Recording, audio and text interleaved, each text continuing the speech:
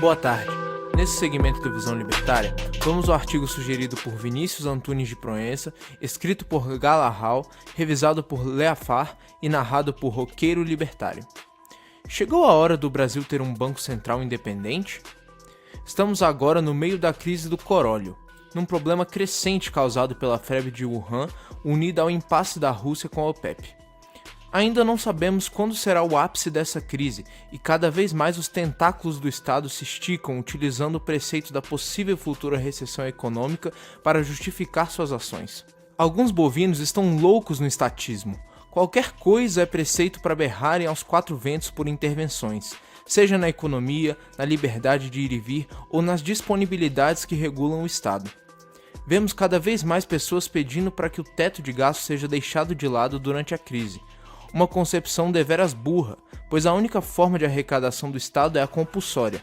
Dessa maneira, se aumentarem os gastos públicos agora, as pessoas terão que pagar essa conta no futuro, além do fato de que isso abre o precedente para que em qualquer outra crise o teto de gasto seja levantado.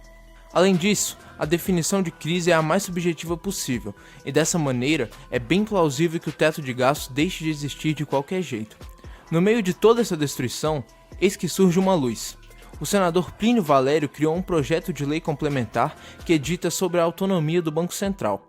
O tal projeto já passou pelo plenário do Senado e agora está esperando o recebimento de emendas. Mas e aí? O projeto é bom ou é ruim? Ele é um passo minúsculo no caminho da liberdade. As partes mais interessantes no decreto de 5 páginas são as tentativas de inibir o controle da administração do Banco Central pelo Poder Executivo.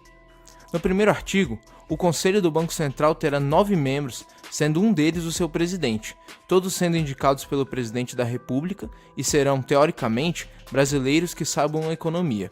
Até aí tudo certo.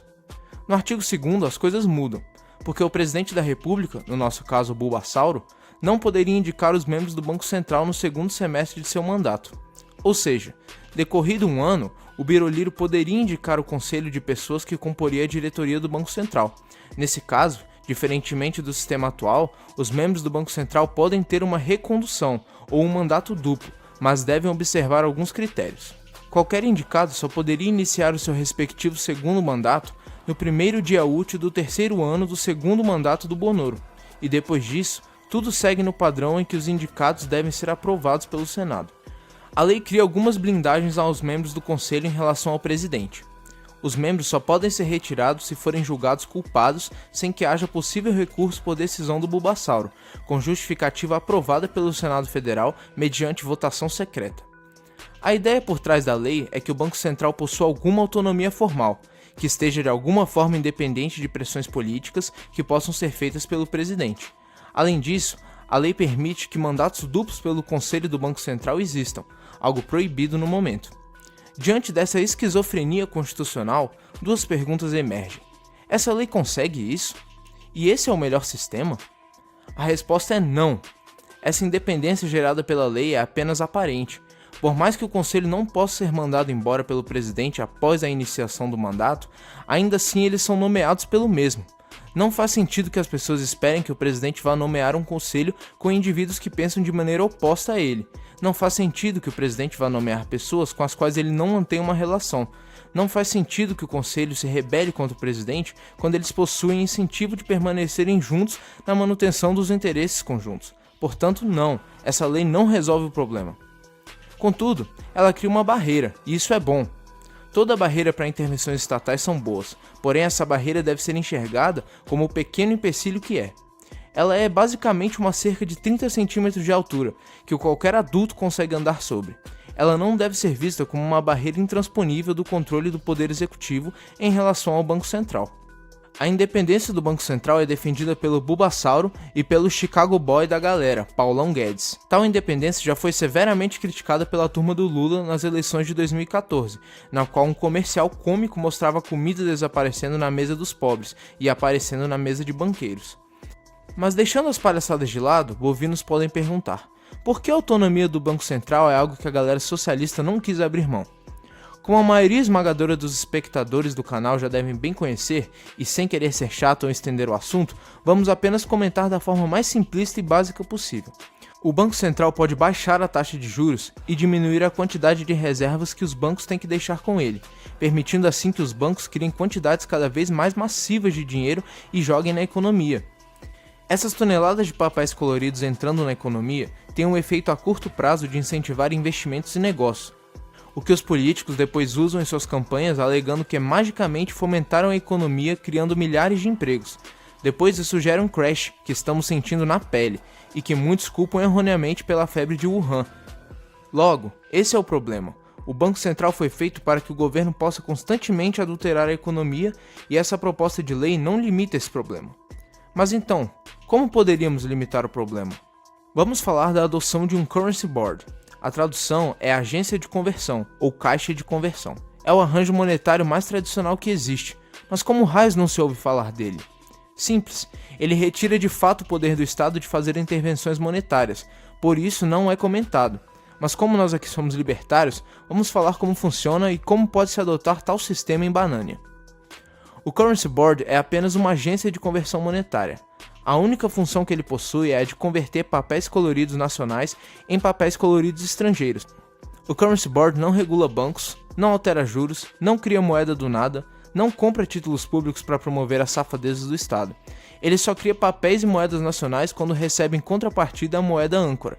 Essa pode ser qualquer coisa: dólar, euro, ouro, prata. Esse câmbio adotado será fixo e imutável. Portanto, retira-se do Estado bananês a possibilidade de inflacionar a moeda e deixa outro Estado menos idiota ou ao próprio mercado, no caso do ouro e da prata, que cria essa variação de valor. Dessa forma, o sistema de mercado regularia totalmente as partes essenciais da economia, como juros e valor da moeda nacional. O Currency Board tem a função de trocar essas moedas, sem custo e sem demora. O Currency Board, por definição, tem que manter uma reserva grande da âncora cambial, seja dólar ou ouro, e isso tende a atrair investimentos, pois os investidores sabem que sempre podem trocar para redirecionar seus investimentos caso queiram sair do país. Isso sem falar de como a manutenção de um valor monetário sem flutuações e perdas de valor é ótimo para gerar investimentos. A existência de bolhas se torna quase nula, pois é muito mais fácil criar bolhas quando não se tem o controle da moeda ou dos juros do mercado. Dessa forma, quando o empreendedor exporta produtos, ele recebe como pagamento uma moeda estrangeira, no caso o dólar. O Currency Board então emite uma quantidade proporcional de moeda nacional e envia ao banco desse empreendedor, para que a troca seja feita, mantendo assim a sua reserva de dólares e a quantidade de moeda nacional equiparada de dólares. Esse procedimento ocorre de maneira inversa quando o empreendedor importa algo. Ele troca a moeda nacional, que é destruída, por dólares e manda este para o exterior pelo seu produto. A variação da base monetária em um Currency Board é o que se pretende. Ela é completamente independente de política. Ela é completamente passiva. O Currency Board é extremamente simples para se manter. Ele, por definição, investe apenas em ativos de alta liquidez no mercado da moeda âncora. Por exemplo, um Currency Board que utiliza o dólar como moeda âncora teria aplicações em títulos do governo americano, enquanto um que utilizasse o ouro teria como ativos empréstimos no mercado de ouro de Zurique. Assim, ele deve possuir ativos no país da moeda âncora, pois, para comprar no mercado nacional, ele deve possuir moeda nacional, o que é impossível, já que ele não possui inicialmente a moeda âncora. Ele, portanto, deve necessariamente ganhar em moeda âncora para poder então criar o equivalente em moeda nacional. Os passivos seriam as moedas nacionais que ele emitisse e os custos de trocar notas gastas. Para a adoção de tal estrutura, precisa anunciar que em determinado dia, Banânia vai passar a adotar esse modelo com leis estabelecidas na Suíça. Não podem ser estabelecidas aqui, pois deve-se manter uma independência completa em relação ao estado no qual ele reside. Deve-se estabelecer qual será a moeda âncora e deixar inicialmente o câmbio flutuar. Após um mês, os investidores terão entrado ou saído e não deve haver nenhum controle cambial. Após esse tempo, o câmbio entre a moeda nacional e a moeda âncora será mantido e deve-se realizar a dissolução do Banco Central, pois é assim que se retira o poder de intervenção monetária das mãos do Estado. Não com essa lei que não muda quase nada. Se vamos adotar liberdade, temos que perder a confiança na máfia estatal e passar a observar que a máfia só propõe camisas de força que ela mesma consiga se livrar sozinha.